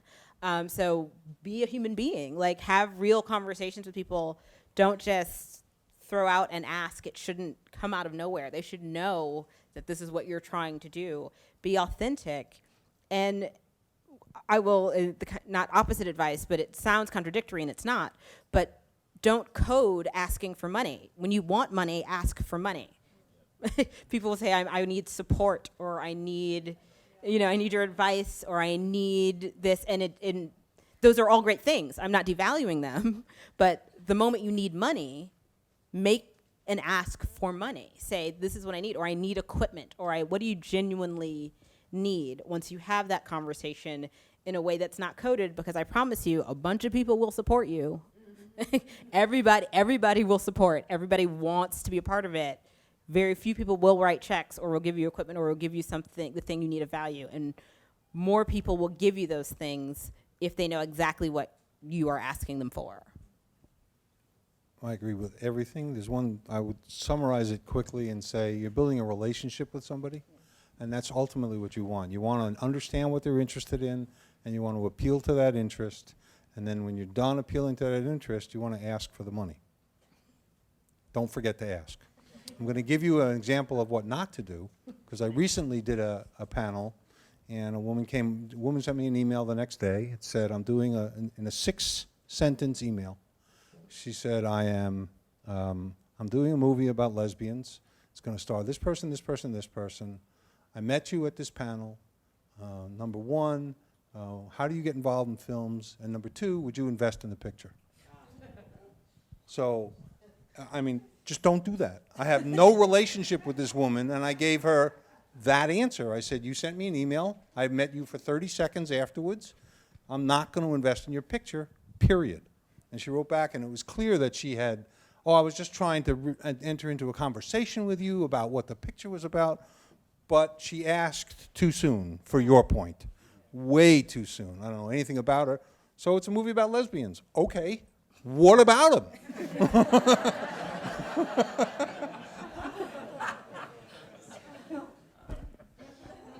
It's true, though.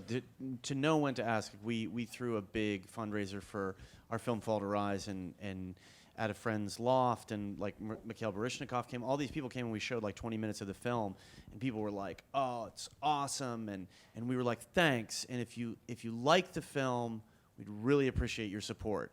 And like everyone like ate the hors d'oeuvres and drank like vodka, and they were like, "This." Somebody's going to totally help you with this. And then they all left. And we literally raised like $700. And we were like, how could we have like Baryshnikov at this party? And we raised he was like, yes, I love it. Somebody's going to give you money.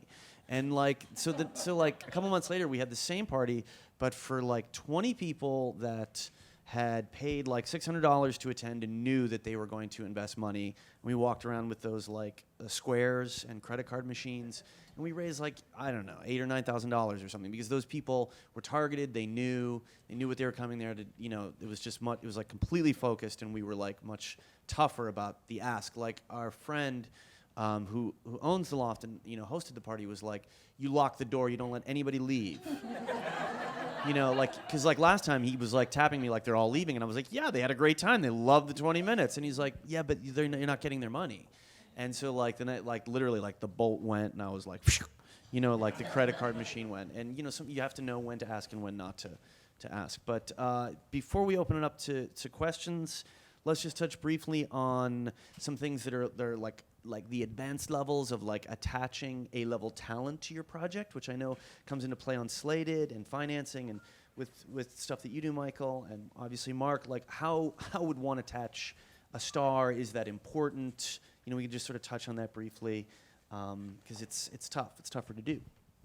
I mean, it's definitely hard to do, and if when we look on our site, obviously films with bigger name talent get more introductions, more interest, more I mean, it is what it's real. So if you have a connection or can get to the agent or manager of somebody specific that you know will have value to your film, it's valuable. I think the question is always to ask, well, what film are you making, and how long are you going to wait potentially, or can you really get access to this person? Will they respond? That's always the gamble that you have to take, because you could, I worked in an agency, so I know, it's very hard to get through the gatekeepers. And so one thing on Slated that we're trying to do is help open that up and create more transparency. So maybe there's a way to connect with some of those folks who happen to be on our site, or people who are connected to them. So, you want to think about it, but you also want to have timelines and put the value on it. Is the movie only going to happen if so-and-so is in it? Well, then that's a different story. Or is that something that's great to have? Or maybe you can make it for a far lower budget and at least get something done. It kind of depends on where your career's at and what your goals are. I just had a conversation today with a producer who was trying to attach someone to his film, and he said, I've had 37 actors in my films, and I've never had to make a pay or play offer. I always get them attached, and the reason he does is because they're not particularly expensive, but they are quality actors with a name. So, and I always tell people that, I appreciate everything you said. I always tell people not to go through the front door, not to go to the agent, not to go to the manager, because if you think about how they get paid when money crosses the table. So their goal is to convince you, the producer, that you should make a pay or play offer. And you as the producer, that's probably the last thing you want to do, because you want to get the attachment before you actually raise the money. So my advice is to go through the back door. Go to the dentist. Go to if your friend The has bar, a connection. apparently go to the bar. Yeah. Or wherever it is. If you can reach someone through a side door or the back door and reach them and get them to read the script and say, yeah, they're interested, that's great. And attaching these days in 2014 is a lot different than it was in 1980-something, when you were basically required to get a letter of intent. Today, you don't need letters of intent. What you need is the actor to tell his agent and to tell his manager that when they get the call from the investor to verify that the actor is attached, that the agent and the manager say he's attached. And you don't need the letter, because the letter then goes out in the universe and everybody knows you're using that letter to raise money, and the actor says, okay, now if you're going to use my name to raise money, that way I want a producing credit, I want more back end, because I'm helping you make the picture. So it's a very, very delicate balance. That's what I have to say. For us, it was a mix of front door and back door. Sounds so gross. I set you up. Yeah. We're not making those kind of knocking it movies down. here. And folks, that's how you raise that's money. a different panel, I believe. That's on the eighth floor. It's on the 8th floor, that panel. Probably much more profitable than this panel. Whole other- Films. It was a combination of, as you say, going through personal connections, but also some of the first money that we spent was a line producer, as we discussed earlier, and a casting director. And again, I think that was money that was really well spent. We didn't have a lot of money to offer that casting director. They were excited about the movie. Jenny was already a part of it. She was excited about Jenny. We worked out a deal with her that felt fair to everybody. But we were able to pay her enough to come aboard. And we were kind of juggling, as I think often happens, solidifying financing and casting simultaneously, because you need certain cast to get certain money. You need money in place to get cast. And so that delicate balance was definitely something that we were going through in a period of basically like 2 crazy months, trying to figure out if we were definitely going to go into production. So I think, even in a situation where you get to an actor that you love through said back door, you still have to make a deal with that person, and you're still going to have to deal with their agents and managers and lawyers. So it's not like just because you get that person who's like, yeah, this is great, that then it's over. I think those people have teams of people around them who are gonna make your life difficult, and it's their job to do so. And just as we've all been saying the whole night about developing relationships, I think it's equally important to respect the work of those agents and managers and lawyers and have relationships with those people as well. So I think, it's great to find a way to connect with that person directly, but be prepared to then, the next step is obviously going to be engaging in, the reality of all of their The front door. posse. Yeah. Yeah. Let's never use that analogy No, again. that was a whole different panel. So why don't we open it up to questions? We got some great questions from the audience. How much of a return is an investor looking on for their initial investment? What kind of return on any upside? So what kind of return is an investor looking for on their initial investment in film finance terms, like standard? I think a standard equity deal is that you receive back your equity plus a 20% premium, which is fixed. So meaning if I put in $100, I get paid back $120 regardless of the time frame. And then usually some share of the kind of net back end of the film. I think that's kind of what ends up on paper. To me, investors are like, oh, this is the next my big fat Greek wedding. I'm gonna retire on this thing is what they expect when they go into a film. But from pure deal terms, I think that's pretty standard. How many investors does a $1 million budget have average? I mean, it could vary. So you divide that by $75 is your average investor.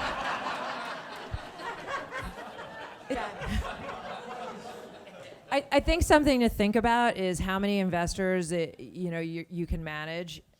So it may be that you have a lead investor who will manage all the other investors. So I know some producers who don't want to have a lot of investors because it's challenging to manage a big group, and there are all kinds of reporting and paperwork that you need to get them that's expensive and time consuming. But if you have someone who's managing the group, I know of people who have 30 investors potentially that they've corralled, and it works well. So I think it really depends on the setup of your film and who's going to manage. If you have a lot of investors, who's going to manage them in that process. Yeah, and I don't think there's a standard answer for that. Like I've seen films where it's one person writing one check, and I've seen 30 investors, $100,000 down to $5,000. The average investment in a Broadway musical that costs somewhere between $10 and $15 million to invest is $10,000.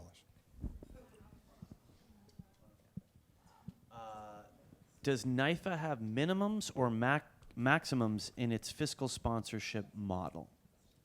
Our minimum budget is $15,000. Nothing has to be raised. None of that has to be committed. We need an accurate budget.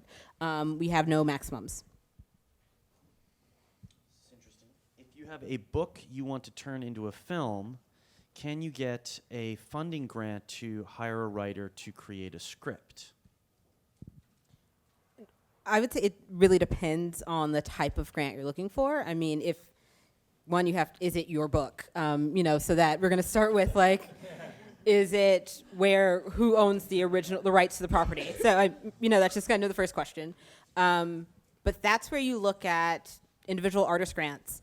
NYFA has a source. It's called NYFA Source, and it's a database that shows the types of things that are things like residencies, individual artist grants, publications, things that will support the creation of your work. And there are over 12,000 listings on NYFA Source, so you can look there and see if that type of grant is available to you to make that happen.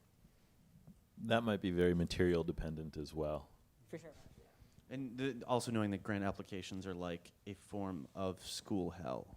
Yeah, Yes. they're their own special, unique space, but there are ways that can be supported, and that's a longer conversation we at NYFA are always happy to have. Yes. If you use crowdfunding to raise money, how did you build an audience to raise the funds? For Obvious Child, we tried to sort of identify fans of the short, fans of Jenny, fans of romantic comedy, fans of films set in New York, kind of looking at isolating the same way, thinking ahead to who's our audience for this movie, who cares about this, how are they going to find out about this movie. All those same tactics and ideas apply for raising funds on Kickstarter. We're just getting started with asking those questions and hopefully starting to answer them earlier, and then bringing those people along for the ride for the release of the film. So, we sent out a number of sort of e-blasts to friends and family and people we know. We also reached out to blogs, whether that was IndieWire or comedy blogs or places where Marcel the Shell was written about, places that had posted about the short when the short was released in 2009, because it got a fair amount of traction from these blogs. Reached out to feminist organizations that we thought were interested in this narrative, and told them that we were raising funds and would be really grateful if they could post about the project, or if they had any questions, we'd be glad to do an interview, or did they see this cool reward that we offered that we thought their audience would be excited about. So it was a combination of reaching out to our existing network and then trying to build that network, and also hoping that the people that we did know would want to share with their friends and so on and so forth. I would also like to piggyback on that to say, from a strategic planning standpoint, know where this project sits in your career. Like, is this the project that you're going to go for broke on and be exhausted and make sure every resource is thrown at it? Or is this the project that you're going to do to connect to your audience? Like, there are some things that you want to make that are coming from your point of view that are really just there so that people know who you are, that you're going to put on Vimeo for free just so people can see you. Because not everything is Citizen Kane, nor it all shouldn't be. Not everything's going to be the thing that you spend every last resource on. Some things are the things that you spend a lot of your resources on to develop an audience and to develop a project. That's why I say you're always fundraising for your next project as well, because the next one might be bigger, might build more resources, it might get you to even more things. So you want to make sure that, am I properly positioning my project where I want it to be in my career? Because this might be just to get people to see you. Which is super important. We don't ever think like long term like that. Like you're just like, must make movie now. But you don't think like, it almost takes the pressure off a little bit if you can sort of look at it, in very specifically like that. This is one of my favorite questions. Dexter from Brooklyn says, I'm producing a film, and I was wondering if any of you have a house I could use to film in. Marc does. I wish. And I think I'll let you guys resolve this amongst yourselves. You can email Dexter at Dexter Stall, S-T-A-L-L, Worth, W-O-R-T-H, 54@gmail.com. Dexter's like a filmmaker, man. He's like... You should ask for money. He's like, who's got a house? Yes, right? He should. Yeah, totally. Please list some resources for funding and securing equipment and mentoring for development of filmmaking skills. So any sites or resources that you guys could offer up? IFP.org. Film Independent is another great resource. Cinereach, even if you're not applying for their grant, have a great list of grants. Who else has good? I guess Rooftop Films has a bunch of grants for equipment and for post-production.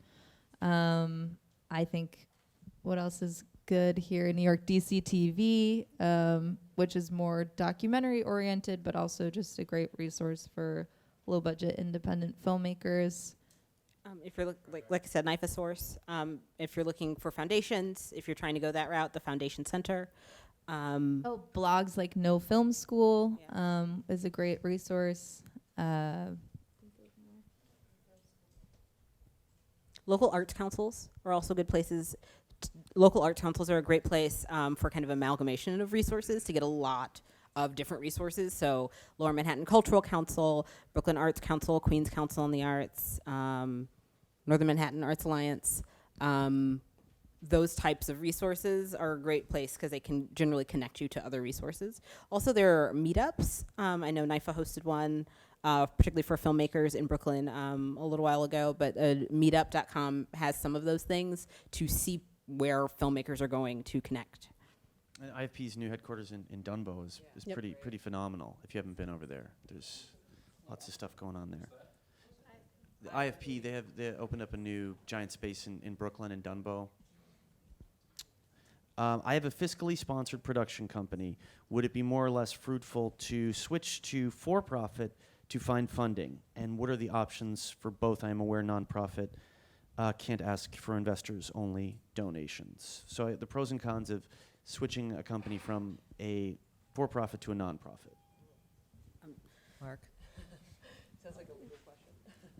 I don't think so. I really think it's more of a funding question. I think that if you want to promise your investors, the people, your backers, a return, you need to be for profit. If you are going to promise them to help solve a problem or address an artistic issue, then you don't necessarily need to be for profit. That's just my take. I have to confess, I've never done a not-for-profit film. And you think can't do both at Nope. the same time. Yeah, to be fiscally sponsored, once it becomes a commercial project, it has to leave fiscal sponsorship. It has to exit the not-for-profit space, and you have to be very clear about where the funds, where those basically not-for-profit kind of tax-free funds have gone, and how we can make a distinct line between that and what investors are getting. And that's a longer conversation I could talk to somebody about in person if you wanted to afterward. But I think it would also depend on the size of the budget. Once you get past a certain level of giving people tax write-offs, I think you're probably going to have to bump up to equity. Kind of depends also on what type of film it is. As you sort of alluded to, I think the large portion of documentaries are financed through fiscal sponsorship. People traditionally aren't looking for return on investment unless it's sort of those atypical like movies that Radius releases that are these like crowd-pleasing docs that can potentially see a return. I think it really depends on the kind of film. If someone's more likely to benefit from a tax write-off from giving you a $50,000 check through a fiscal sponsor than they are investing that money in the movie, that's something for them and you to think about. So it kind of depends on the project and budget size. And if it makes sense, I know I've had conversations with some investors who are new to film and felt more comfortable investing in a film that was non-for-profit, so that way they wouldn't have that stress of wondering if they were, going to never see their money again, basically. So they could write it off and just be excited and supportive of the project. So depending on the subject matter, it's food for thought. I do want to say it's not necessarily limited on budget. We have some very large budget films. It's not just limited on budget size, but content does help in like ultimate goals for it. But it doesn't. We have had some projects feel like, oh, they got to this side, so they're no longer not for profit, and that's not true. In not for profit, you can make money on the project. You just can't get a return on your investment. Like you can, but it can be successful because sometimes people equate not for profit with it doesn't happen or a different version of success, the wrong one in those senses, and that's not true. Is my finance for my film based on which SAG budget I fall under? I would think it has a lot to do with it. And it's not based on it. But if you think your budget's going to be $200,000 and you get $300,000 of deferred contributions to you, you can do it on the SAG Ultra Low. If your budget's $625 or under, you can do a low budget. If you get diversity, you can make it $937. And then you start going up and you pay different amounts to the actors and you have different rules and turnaround and whatnot. What's beautiful about the ultra low budget picture is even if you get a theatrical release, there's no bump up. You don't ever have to pay them more than $100 a day. So learn those. I understand that. But you Or guys maybe are that's here, a bad thing. but wait a second. Depends on. Hold on a second. You guys are here to learn about financing films. So I am assuming you're on the producer's side. No, but go to SAG India. All those contracts, like, it's very funny when you cross over. Like, it's really interesting. You become an actor, writer, director, producer. The triple, quadruple crown. You're like, how cheaply can I pay everyone? How long can I keep them on the set? Do I have to feed them? Yes. I can give them pepperoni. What credentials should I look for in a person that calls themselves a producer? It's a good question. Someone who's made films before. And somebody I find that you just innately know that they're going to be able to like navigate the New York tax credit, you know, like that they're gonna that they have a, you know, that they're gonna be able to deal with contracts and that they're dependable, and even if they've never, like, maybe they've sort of worked as an assistant director, some position of responsibility. And problem solving. Yes, That's really what it is, because if the problem is I need to raise $1 million, the producer goes out and solves the problem, finds out how to get $1 million, however he does it. If the producer sees that he has, the shoot is running long for a day, he figures out how to minimize the overtime costs. That's what your producer does. He solves a problem, and he keeps his eye on the budget, and he keeps his eye or her eye on the ball. Yeah, I don't know. I think there's a lot of different kinds of producers. Just in name, like your line producer is maybe different from a creative producer who is produced by, is different from your executive producer. So understanding what you're looking for in this team that you're building. I think, you know, as a creative producer, hopefully I'm managing, you know, really balancing kind of left and right brain, like really thinking about story and creative and what makes this the best movie possible, along with, as you're saying, you know, thinking about budget and our cast and our crew and are they going to be fed and how many shoot days we have. And then I think it's really about listening and translating and being able to hear someone's idea, understand what they want to do, and then actually being able to execute that. And really appreciating the very long process of going from idea to execution, taking something from script through development, financing, casting, crewing up. I mean, the shoot was 18 days of 3 years that I was working on this film, and I think 3 years is actually not that long in the grand scheme of how long it often takes people to make movies.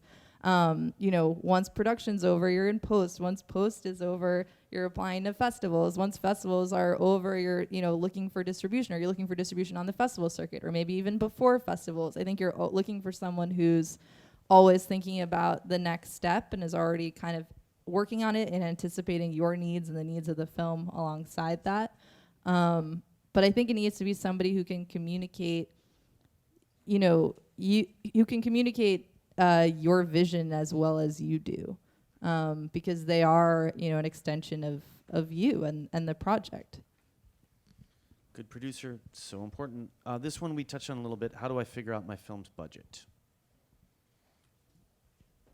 I think we said hire a line producer. Yeah, we were like, hire. Don't worry about that. Just hire that person over there. Yeah, I mean, you know, beyond that, I think it is, there's so many elements that make up your budget, thinking about where you're shooting, you know, how many locations, how many actors, what level actor. Is it a period piece? Yeah, how many shoot days, where do you want to put money, trying to put as much money on the screen as possible. For us, like the vast majority of our budget went to crew, like knowing what level of crew we wanted to hire and that these people were really not going to work for less than X dollars a day, and sort of having that be our base number. You know, there's like a weird thing where, in addition to the SAG, you know, like modified low budget, these sort of tiers, there's just like a general, and maybe you can speak to this, there's like a general unspoken understanding of like levels of budget where we could make this movie for $250, or we should make it for $500, or we should make it for $1 million, or we should make it for $2 million, but we shouldn't make it for $800,000. There's like these weird no man's lands where people are like, you should either make it less or more, but don't be at 700,043. Like there's sort of these numbers that people are comfortable with where investors kind of wrap their mind around what type of movie we're talking about, and kind of getting a feel for what those ballpark numbers are, I think is a helpful starting point when working with a line producer and talking to other filmmakers. I mean, I think you guys are hopefully resources to each other. One of the things I'm so grateful for producing in New York is that people are actually really transparent, and want to help each other, and we'll share budgets and we'll share referrals for line producers, and we'll talk about, you know, how they actually got their movie made. So not being afraid to ask questions when you don't know the answer. And even in hiring a line producer, I hope that you are working very closely with them and not just like leaving it to them to figure out the budget and hand it to you when they're done, because in a indie space, I think everyone has to wear a lot of hats, and you have to understand why your locations cost this, and why an 18-day shoot is significantly different than a 21-day shoot, and what those things mean. I think it's, definitely crewing up and building that team, but also being open to learning from that person and with that person. For sure. We got time for just a couple more questions. This one is also a pretty classic question. I raised $122K on Kickstarter, missed target, now on second campaign at $42K. An investor offered 20% return on initial investment, plus 4% on back end per lock. How shitty is this offer? Thanks, Derek. How shitty is that offer? So he wants his money back plus 20% and a piece of the net profits? It's 20% return on initial investment plus 4% on back end. Say yes. That sounds standard, yeah. There you go, Derek. Unless you got someone else who wants to do it for, 15% return and 3%. Or unless they're Nightmare. I don't know who they are, but that's like fairly standard, so that hopefully there are other factors besides just the numbers game. One of the downsides of Kickstarter is if you don't reach the financial goal, you don't get any of the money raised, whereas on Indiegogo, you get the money as it comes. Can you explain a lot more about that? Why, yes, I can. So Kickstarter is an all-or-nothing funding model, which means you set a goal for yourself and a certain amount of time to reach that goal, and if you don't reach the goal, you don't get the funds. The main reason it was structured that way was actually to mitigate risk. Like if I say I need 20 grand to finish something and I only get 5, then I'm sitting on 5 grand of other people's money and no way to actually make good on the promises of the project. So as an investor, I want to pledge to something that I know is going to happen. And similarly on Kickstarter, you're not an investor, but you are giving money to something and getting rewards in return. And so you want to pledge to something that actually has the momentum and probability of succeeding. And if it doesn't, then there's no harm, no foul. Your credit card is in charge. No money changes hands. It's like nothing ever happened. So you're giving people the opportunity, while still protecting yourself. And as a creator, I don't want to sit on $5,000 of other people's money if I have no way to actually do something. And I understand that may not be true for everybody, but as we've all been saying, this game is long, and I think you want to be known as a responsible person who's going to take care of other people's money and either execute or return it. So it was really about making people feel more safe in this process.